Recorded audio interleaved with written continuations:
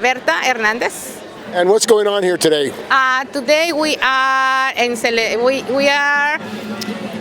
today is May 1st celebration in San Francisco, so we are joining other celebrations and struggle through the World of Workers International Day.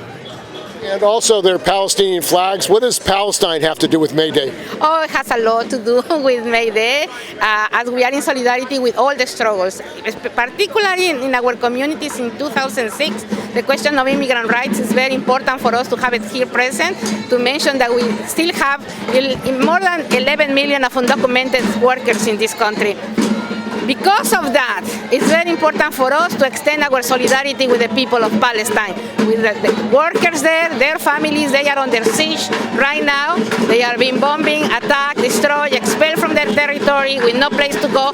So definitely, that's a priority for all workers in the world. So it's a priority for this march, for our community, to support them, and also to ask the government of this country to stop the military aid to Israel. And the situation of immigrants are being attacked in this country, migrants, the racism, is that growing in this country? Yeah, it is growing. It has been a constant. There are more restrictions at the border, and also we have encampments in Mexico, people who are not able to cross over, that they are not able to come here. And this is growing, and it's going to continue to grow because they are being expelled from Latin America, and because many reasons, the violence, the political circumstances, also the climate, disasters, etc. So they are just getting to the border. Some of them can cross, but some others are staying there. So they are being more violent with them, and in the immigration camps, also the conditions are very detrimental, and they continue to get worse. And the Democrats and Republicans just voted for $95 billion for war. What do you think about the political situation? There's no Labor Party in this country. There's no workers' alternative. It sounds like there's a political vacuum. It has been a political vacuum for a long time, and I really wish and hope that somehow these mobilizations and struggle can make us into a direction of building that alternative for workers in this country. Definitely, Democrats are as terrible as Republicans. They are not alternative for the workers.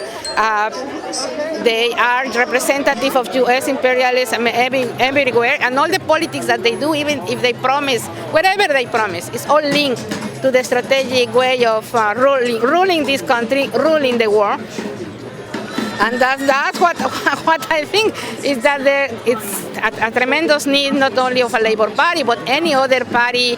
There are some alternatives here that we will need to build them up, like the Freedom Socialist Party, for example, that has electoral status, that they can run candidates, etc. But there are more options that need to be built up. We really need an alternative for all workers in this country. And in San Francisco, the billionaires, there are over 80 billionaires, and it seems like they've basically want more police, want more gentrification. What has been the effect of gentrification in San Francisco for the immigrant community, black and brown community? It's a terrible circumstance. This city is changing. This city was always a wealthy city. There is a lot of billionaires, as you say here. This is the beautiful city of the movies, etc. And always has been a working class that exists here. Not only a very powerful working class, I will say, that they are coming from big struggles and the general strike and all of these big unions. At the same time, there are other workers that are not unionized, that are not organized, that live in very difficult circumstances, mostly brown and black communities. Definitely, black communities being expelled over and over until all the way to Bayview, where it's a contaminated area, and dispossess of many of the necessary resources to drive as workers. And the immigrant community also, in a city that is so expensive, always was crowded. Always we were living in very small spaces in the rooms of different flats, apartments, of houses. There's no single house unit for immigrant families. You always find a corner in the kitchen to make your home. Those circumstances that have been existed for many years are even worse now. And COVID showed us that, because 50% of the cases of COVID in the city were Latinos, being only 15% of the population, and also affected them dramatically in terms of the economic relief, because they didn't qualify for unemployment, they didn't qualify for those economic relief checks and for any other services, and they had families to feed. So that was really devastating for the immigrant community in the city. Okay, thank you. Thank you.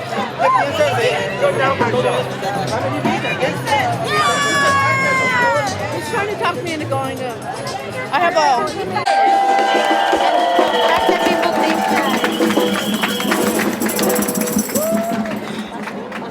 Buenos días, mi nombre es Socorro y vengo representando a todos los emigrantes. ¡Viva los emigrantes! ¡Queremos amnistía! ¡Queremos papeles! ¡No más en la oscuridad! ¡Estoy temblando de emoción! Mi nombre es Socorro, trabajo de buzzer en el Civic Center, el Marriott en Oakland, y trabajo en el local 2. Nosotros hicimos huelga en el 2018 y ganamos más de 70 hoteles. Sí, ahorita se nos vence el contrato y vamos a luchar porque queremos más salario, más dinero. Hay tanta gente en la calle viviendo. La guerra aquí también está, porque no hay casas, no hay hogar, la renta sube, el gas, la comida, mucha gente paga taxis, no tienen papeles. ¿A dónde se va ese dinero? Queremos saber. ¿A la guerra en Palestina? No, queremos aquí. Aquí también está la guerra, hay que luchar. Y vamos a seguir luchando. Queremos una amnistía. ¡Ahora!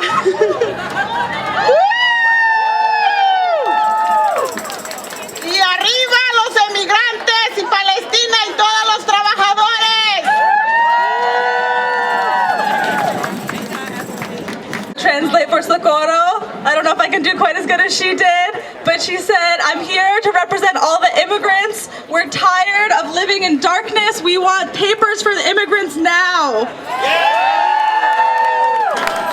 And I'm a member of Unite Here Local 2. I work as a busser at the Oakland Marriott, and we went on strike back in 2018 in the Marriott strike, and we won a great contract.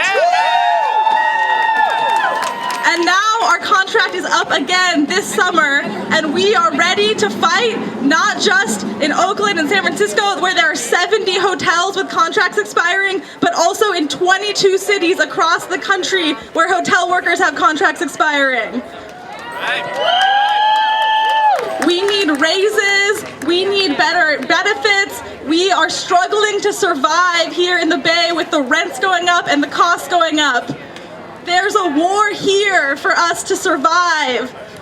Our government is sending money to the war against Palestinians when we need that money right here for us in our communities. So up with the workers, up with the immigrants, and up with Palestine. Viva, viva Palestina! Viva, viva Palestina!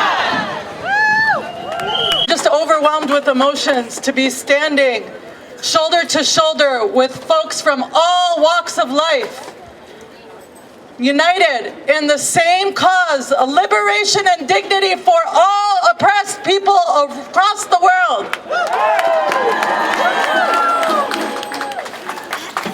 At AROC, Arab Resource and Organizing Center, we fight for the racial and economic justice and the self-determination of Arab and Muslim communities here in the Bay. But in the same breath, we fight for the dignity and liberation for our communities under attack in Palestine, in Yemen, in Sudan, in Iraq, in Syria. And unfortunately, the list goes on and on. But But we don't stop there, because ultimately we are bound by the same struggle for freedom with working class communities right here in the Bay. The attack on working class immigrant communities here and in many of our homelands in the global South, from the Americas to the Philippines to Haiti, is perpetrated by the same culprits.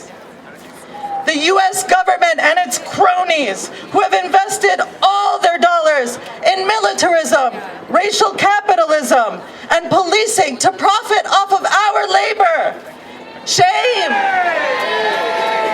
Off of our lands and our resources, and ultimately our death and repression. But we have news for them. No amount of money, no amount of bombs or violent repression or exploitation have quashed our local and global movements. It has only made us stronger. It has only made us more aware of the power that we all have of the collective to unite against our aggressor. And May Day is stronger than May Day is stronger than ever now, because the power of the working people who are out here on the streets day in and day out, shutting it down. In the face of such violent repression, now is the time we must commit ourselves to band together to fight for justice and freedom for all oppressed people. There is no turning back. No turning back.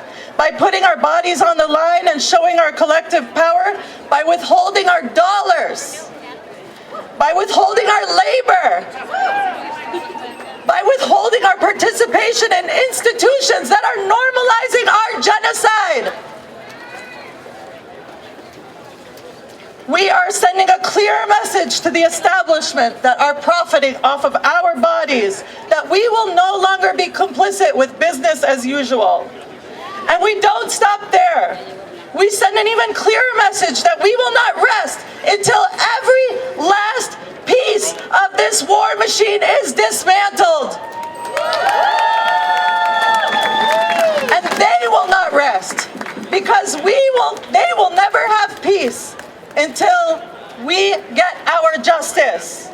Make no mistake, the militarization and the fascism we are seeing here is an extension of our government's relationship to the Zionist state of Israel. And as it continues, shame. And as it continues to train police to repress us and export its arms, to partake in the genocide and ethnic cleansing of our communities everywhere, we will defeat it. Let it be known, when empire crumbles, it will be in the rubble of Gaza.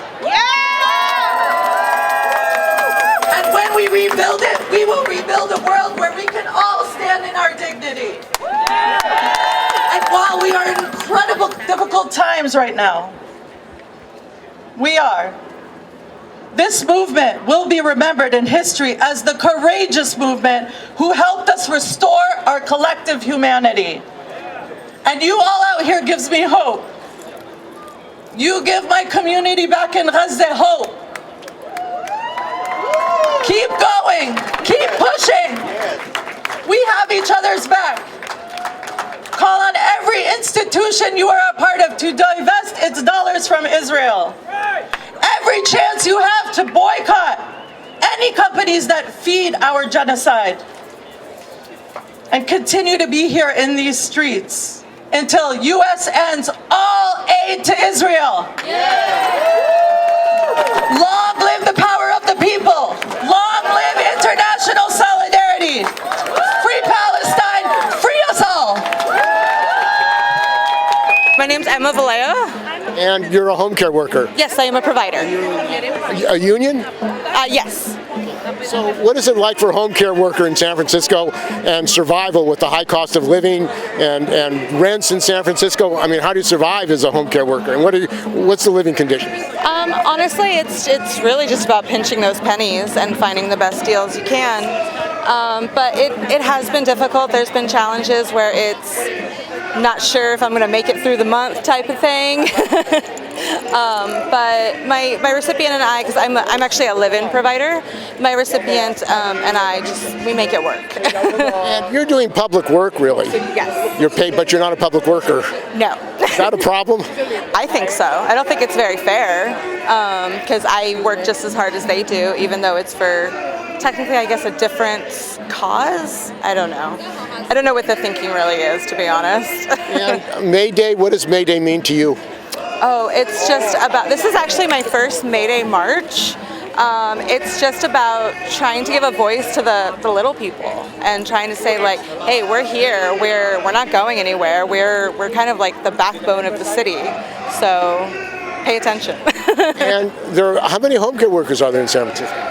Oh, thousands. I couldn't tell you. There is a lot. And they're all having a rough time. Unfortunately, yeah. None of us are better off than the other. And yet there are a lot of billionaires in San Francisco. It seems there's a lot of wealth. It's a little suspicious, if you ask me. Okay, thank you. Absolutely, thank you. On Palestine, what do you think how does Palestine relate to May Day and to workers? We need to stop funding aid.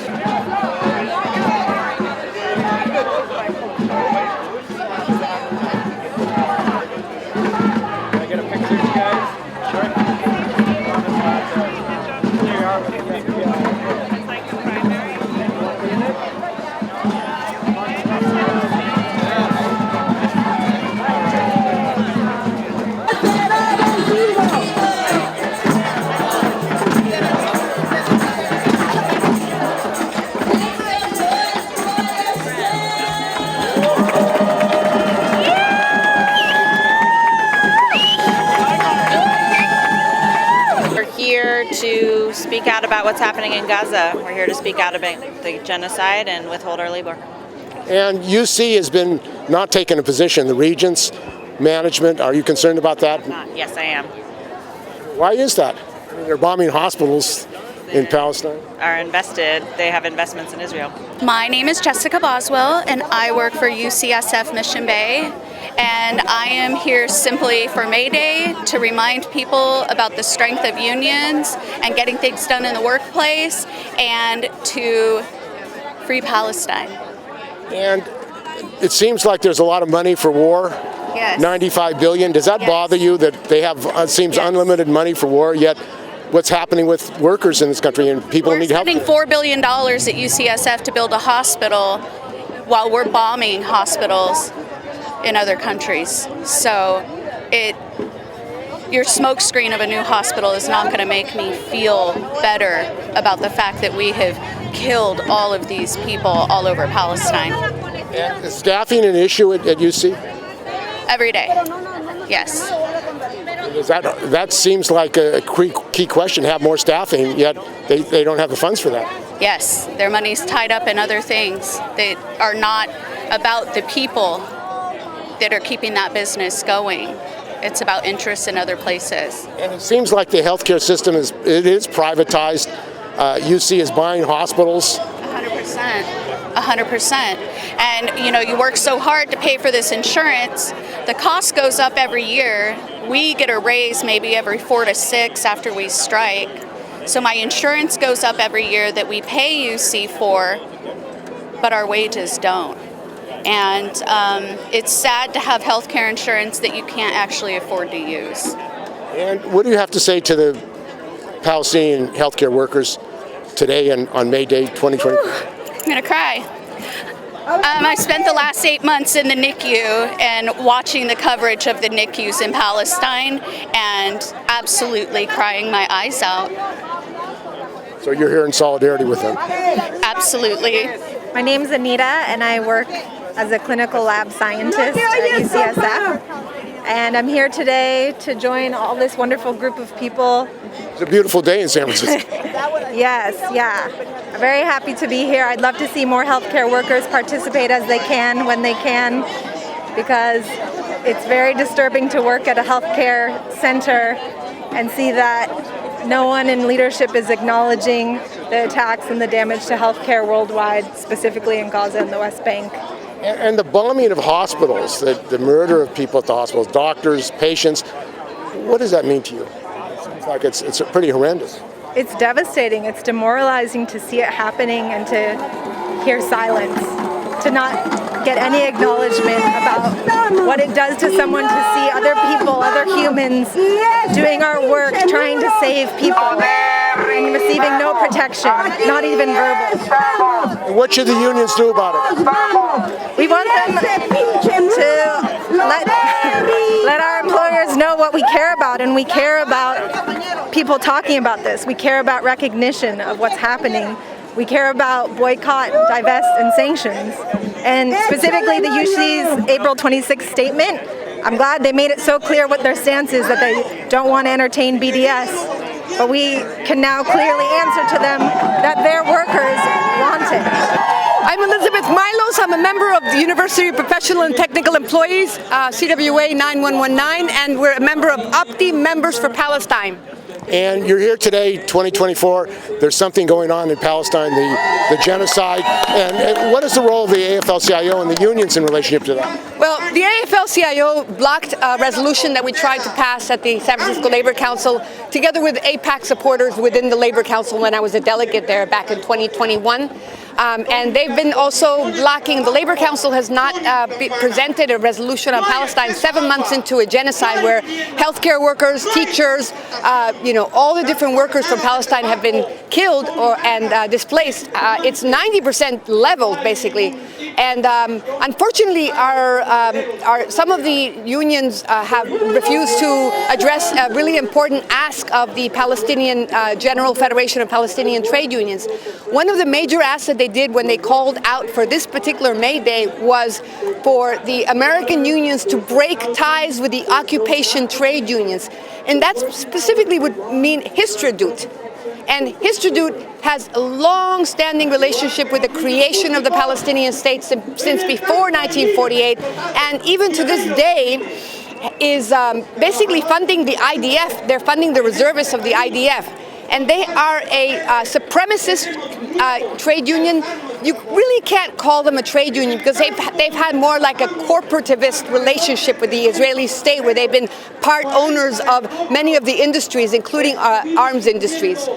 So I'm here because our resolution that we passed in UPTI in 2021, in our union, the executive board passed it in June 2nd, included breaking ties with Histrodut.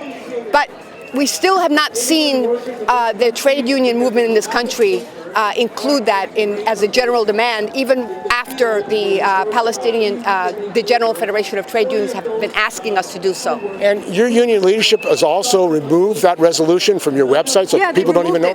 They removed that resolution. They removed all of them, but in particular that one was very, very alarming. They also removed the one for Laguna Honda, where we were opposing the privatization of Laguna Honda. They removed the one, they removed a lot of them. Yeah, and that one, the Laguna Honda one, was passed at the convention. The resolution on Palestine was first passed by the Peace and Justice Committee, and then was presented to the executive board on June 2nd, and it was passed by that executive board. But then we had a different executive board now, which by the way also dissolved the Peace and Justice Committee. So that's what we're dealing with. My name is Iris. I'm part of a worker center called Trabajadores Unidos Workers United, and I am here to be celebrating the working class, celebrating how far we've come, and also to try to uplift the very real issues that we still face as working class people. A lot of us are having to survive on a minimum wage, which is, especially in the city of San Francisco, really, really difficult. Folks are having to work 2 to 3 jobs to be able to pay their rent and make ends meet. We're also here to uplift the genocide that is happening in Palestine and demanding for a ceasefire and for the government of for our government here in the United States to stop supporting Israel and stop sending aid to Israel, and to support the lives of Palestinian lives. So we're also really encouraging folks to organize with their community, be part of our organization, and we hope to see y'all continuing to uplift the working class. And the Congress of the United States just passed $95 billion for war, Ukraine, Israel, Taiwan, and yet they say there's not enough money for working people in this country, for healthcare, for housing. What do you think about the priorities? Yeah, that's a really good point. That is a really great question, and it's really ridiculous to think, how many of us here in the U.S. don't have access to healthcare. Again, can barely afford living and paying for our rent, and yet when we are asking for basic necessities, when we're asking for a living wage, when we're asking for support from the government says that there's no money. There's no money to pay student loans and support students. There's no money to support workers with health care or just working class people. And in the meantime, we're here, as the heart of the country, and yet we're left behind. But in the meantime, they're prioritizing and sending this aid, sending this money outside of the United States. So we really, want people to think, where are the government's priorities, and we really need to come together to voice our needs and push for what we want. I'm here to celebrate. My name is Alex. I'm a member of United Educators, San Francisco. I'm here to celebrate International Workers' Day with my union and with other members of the labor movement. And this year especially, I'm here to stand in solidarity with the people of Palestine and against the genocidal violence in Gaza being perpetrated by the Israeli state. And Biden has attacked it as anti-Semitic. He said there's anti-Semitism on the campus. What do you think of that charge of Biden's? I think that is a slanderous charge of the many Jewish people and opponents of anti-Semitism in the movement standing in solidarity for Palestine. The majority of people in the United States are standing in solidarity with Palestine, at least in sentiment, and they're not all anti-Semites. And the Congress just passed $95 billion for war in Ukraine, Israel, Taiwan. What is the situation in schools? Because it sounds like they want to close down schools in San Francisco. They don't have enough money for staff and teachers. Yeah, I think that's what so many people are upset about, is that they see that genocide in Gaza, apartheid in Israel, get a blank check from the United States government, and our schools, our healthcare system are suffering for funds. And there's poverty on the streets. There's lots of need for care here in the United States. We should not be spending it on war and occupation. And if you could speak to the Palestinian workers, teachers, they've had their schools bombed. I mean, what do you think about what is going on for Palestine, for education, workers, and students? I mean, it's awful what is happening for education, workers, and students in Palestine, not just in Gaza, but also in the West Bank. The conditions are intolerable. I mean, there's no more universities in Gaza, so it's. I think that's the violence on campus, I guess, that we should be concerned about.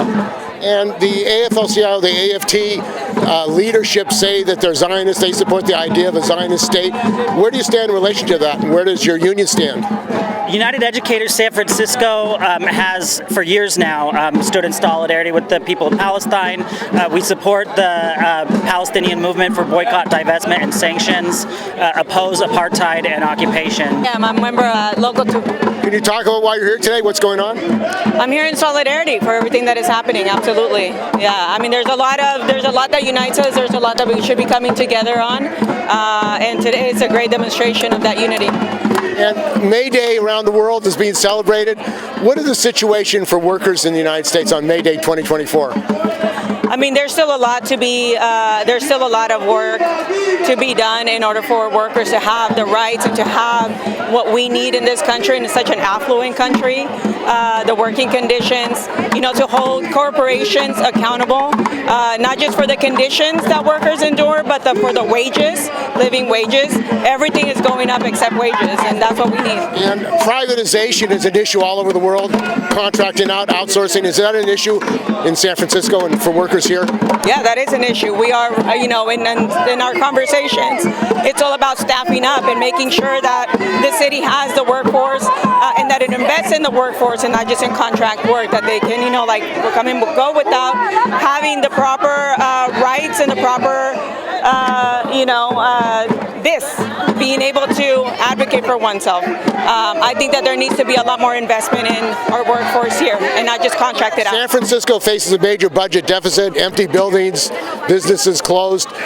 You think that they're going to be punishing the public workers to make them pay the cost of this crisis? I mean, we'll see. The hope it's not, but we're going to remain vigilant so that we see the true investments in San Franciscans, and that we have leadership that is envisioning and that are visionaries to tackle and contend with the realities of our new way of doing business, new way of engaging with each other, so that we can activate the city and invest in the workforce that is activating the city. And there are a lot of billionaires in San Francisco, and also apparently they've taken over the Democratic County Central Committee. What's going on? I mean, it seems like they're putting their money in and getting their people in. We want more gentrification. Absolutely, and you know what? The thing about it is that we need to show our people power. People power, they can want to invest as much money as they want, but this is where people flex it. Every vote is every vote. This is where we have to flex our power as people of San Francisco. My name is Sabina Shah. I'm in solidarity with the Palestinian people and with Palestinian workers, and that's why I came out today on May Day. And what's happening with education workers here in San Francisco? Are they under attack on May Day 2024? Education workers. Honestly, the struggles that we are facing are nothing compared to what our Palestinian colleagues are facing. We've seen a complete destruction of every university within the Gaza Strip. We've seen that schools have been closed since October 7th, or the first week of October pretty much.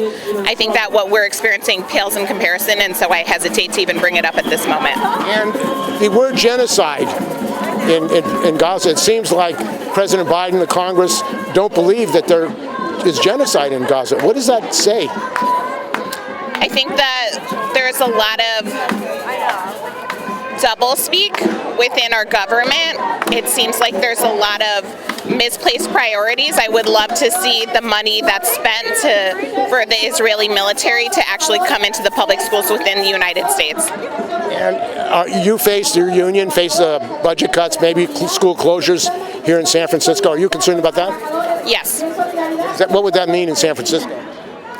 I think that we're looking at a reduction in the amount of choices and opportunities that our families and our students have, and that's horrible to watch. And the privatization of schools, I know there's a lot of money going into private schools in San Francisco. Is that part of what's happening to working people in this country? Privatization? Yes, but I think the bigger issue is that San Francisco, Oakland, many of the cities in the Bay Area are increasingly less and less affordable for families. As I am becoming a parent myself, I really worry, will myself and my family be able to afford to remain in this area? Gentrification? Yeah, the cost of housing, the cost of daycare. There's a big reason why families have a really hard time remaining within the Bay Area.